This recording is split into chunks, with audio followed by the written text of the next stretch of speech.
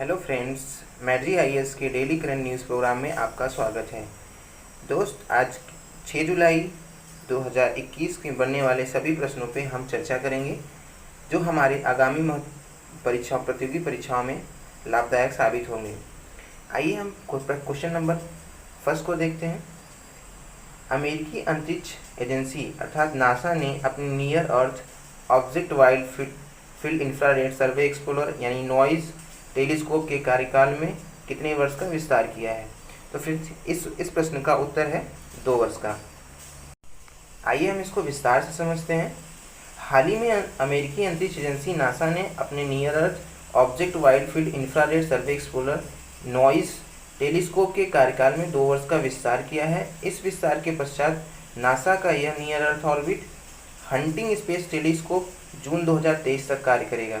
दिसंबर 2009 में wide field infrared survey explorer वाइज mission के रूप में लॉन्च किया गया था। यह टेलीस्कोप मूलतः अवरक्त तरंगदैर्घ्य के माध्यम से संपूर्ण आकाश का सर्वेक्षण, क्षुद्र ग्रहों, सितारों व ग्रह अंतरिक्ष में दिखाई देने वाले कुछ आकाशगंगाओं का पता लगाने का कार्य कर रहा था। तो इस प्रश्न का सही जवाब है 2 वर्ष। नेक्स्ट प्रश्न की तरफ बढ़ते हैं। हाल ही में अमेरिकी सैनिक 20 वर्ष के लंबे युद्ध के बाद किस देश के सबसे बड़े एयरबेस को खाली कर अपने सैन्य अभियानों को प्रभावी ढंग से समाप्त कर दिया है? तो इसका सही उत्तर है option C, Afghanistan. Option C, Afghanistan. हाल ही में अमेरिकी सैनिक 20 वर्षों के लंबे युद्ध के बाद अफगानिस्तान के सबसे बड़े एयरबेस को खाली कर अपने सैन्य अभियानों को प्रभावी ढंग से समाप्त कर दिया है। 11 सितंबर 2001 को अमेरिका में हुए आतंकवाद हमलों में लगभग 3000 लोगों की मृत्यु हुई थी। अफगानिस्तान ने अमेरिकी सेना के वापसी युद्ध मैदान में शक्ति संतुलन को बदलते हुए इसे तालिबान का पक्ष में ला दिया था। तो इस प्रश्न का सही जवाब क्या है? अफगानिस्तान। आइए हम अगले प्रश्न की तरफ बढ़ते हैं। भारतीय रिजर्व बैंक आरबीआई ने बैंकों में साइबर सुरक्षा संरचना से जुड़े निर्देश के कुछ प्रावधानों का पालन नहीं करने को लेकर हाल ही में पंजाब एंड सिंध बैंक पर कितने लाख रुपए का जुर्माना लगाया है? तो इस प्रश्न का सही जवाब है ऑप्शन सी, 25 लाख रुपए। आइए इसको विस्तार से हम समझते हैं। भारतीय रिजर्व बैंक आरबीआई ने बैंकों में साइबर सुरक्षा संरचना से जुड़े निर्देश के कुछ प्रावधानों का पालन नहीं करने को लेकर हाल ही में पंजाब सिंध बैंक पर 25 लाख का जुर्माना लगाया है। रिजर्व बैंक ने पंजाब एंड सिंध बैंक को कार्ड बताओ नोटिस भी जारी किया। रिजर्व बैंक ने कहा कि उक्त घटनाओं के रिपोर्टों व घटनाओं के फॉरेंसिक विश्लेषण को जांच से पता चला है कि बैंक ने पहले निर्देशों का पालन नहीं किया है। तो इस तरह से इस प्रश्न का सही जवाब कितना है? 25 लाख रुपए, ऑप्शन सी। फ्रेंड्स, यहाँ जान लेते हैं आरबीआई के बारे में। आरबीआई हमारे भारत की एक केंद्रीय बैंक है जो हमारे वित्तीय संस्थानों और बैंकों के बैंक के रूप में कार्य करती है तथा सरकार के बैंक के रूप में कार्य करती है।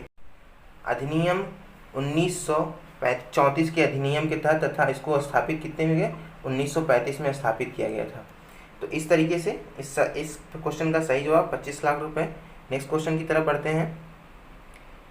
आइए हम समझते हैं चौथा क्वेश्चन। श्रीलंकाई क्रिकेट बोर्ड ने बल्लेबाज भानुका राजपक्षे पर खिलाड़ियों के अनुबंध के उल्लंघन को लेकर कितने डॉलर का जुर्माना लगाया है? तो कितने डॉलर का जुर्माना लगाया है? $5000 का जुर्माना लगाया है। किस पे? भानुका राजपक्षे पे। आइए हम इस सवाल का विस्तृत प्रश्न उत्तर देखते हैं। श्रीलंकाई क्रिकेट बोर्ड ने बल्लेबाज भानुका राजपक्षे पर खिलाड़ियों के अनुबंध के उल्लंघन को लेकर $5000 का जुर्माना लगाया है। श्रीलंका क्रिकेट बोर्ड ने उन्हें क्रिकेट के सभी प्रारूपों को खेलने पर भी 1 साल का प्रतिबंध लगा दिया है। उन पर 2 साल के लिए निलंबित भी किया दिया गया है। श्रीलंका क्रिकेट ने बयान जारी कर कहा कि राजपक्षे को खिलाड़ी के 2019-20 अनुबंध के उल्लंघन का दोषी पाया गया, जिसके बाद उन पर सभी प्रारूपों से 1 साल का प्रतिबंध लगा दिया गया है। तो इस सवाल का जवाब सही उत्तर है बी ऑप्शन, $5000। आइए हम नेक्स्ट क्वेश्चन की तरफ बढ़ते हैं।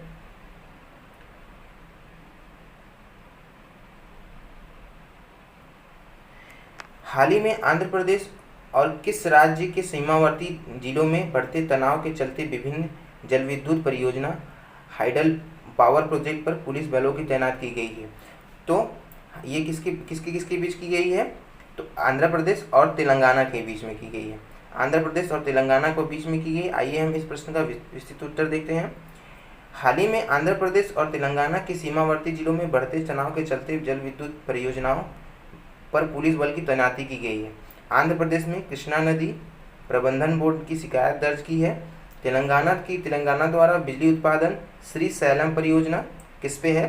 कृष्णा नदी पे है, का प्रयोग किया जा रहा है। कृष्णा नदी जल प्रबंधन बोर्ड ने अपने हालिया आदेशों में तेलंगाना से बिजली उत्पादन बंद करने तथा तेलंगाना सरकार द्वारा कृष्णा नदी प्रबंधन बोर्ड के आदेशों की अवहेलना करके तनाव पैदा करने का कारण बताया। तो इस प्रश्न का सही जवाब है ऑप्शन डी, तेलंगाना। आइए हम नेक्स्ट प्रश्न की तरफ बढ़ते हैं। 23 जुलाई को होने वाले टोक्यो ओलंपिक के उद्घाटन समारोह में भारतीय दल के ध्वजारोहक के रूप में निम्नलिखित में से किसे चुना गया है? तो इस प्रश्न का सही जवाब है ऑप्शन डी, मैरी कॉम और मनप्रीत सिंह को। तो इस प्रश्न का विस्तृत हम जान लेते हैं। मैरी कॉम और मनप्रीत सिंह को 6 बार की विश्व चैंपियन मुक्केबाजी मैरी कॉम और पुरुष हॉकी टीम के कप्तान मनप्रीत सिंह, पुरुष हॉकी टीम के कैप्टन कौन है? मनप्रीत सिंह, टोक्यो ओलंपिक 2020 के उद्घाटन समारोह में भारत के ध्वजावाहक के रूप में इन्हें नियुक्त किया गया है। इन खेलों में भारत की तरफ से पदक सबसे बड़े दावेदार में से पहलवान बजरंग पुनिया 8 अगस्त 2021 को समापन समारोह में भारतीय ध्वज की भूमिका निभाएंगे। तो इस प्रश्न का सही उत्तर है ऑप्शन डी, मैरी कॉम और मनप्रीत सिंह। आइए हम इस चर्चा का सबसे लास्ट प्रश्न देखते हैं। हाल ही में किस देश ने बेहतर मौसम पूर्वानुमान के लिए एक नया उपग्रह FY3E लॉन्च किया है? कौन सा उपग्रह? FY3E। तो किस देश ने किया है? ऑप्शन ए, चीन ने। किस देश ने? ऑप्शन ए, चीन ने। आइए हम इसको विस्तृत रूप से देखते हैं। चीन ने 5 जुलाई 2021 को एक नया उपग्रह सफलतापूर्वक प्रक्षेपित किया है जो मौसम संबंधी प्रभावों और घटनाओं को बताएगा। यह देश के मौसम पूर्वानुमान क्षमता को बढ़ाने के अलावा विश्व के बर्फ से ढके हिस्से और समुद्र की सतह के तापमान में निगरानी करेगा। FY3E नामक का उपग्रह यह असैन्य सेवा के लिए सुबह समय के लिए विश्व का पहला मौसम उपग्रह होगा। यह 8 साल तक सेवा में जारी रहेगा। तो इस प्रश्न का सही उत्तर है 7A, चीन। दोस्तों, हमने आज के 6 जुलाई के बने सारे विभिन्न प्रश्नों को देखा। तो आज के प्रश्न में आपका जवाब बताना है कि जो है ये रहा चीन के मौसम पूर्वानुमान के लिए लॉन्च किया गया उपग्रह। तो आपको कमेंट बॉक्स में ये बताना है कि भारत द्वारा लॉन्च किया गया मौसम पूर्वाग्रह के लिए कौन सा सैटेलाइट लॉन्च किया गया है। कमेंट बॉक्स में ज़रूर बताएं। धन्यवाद।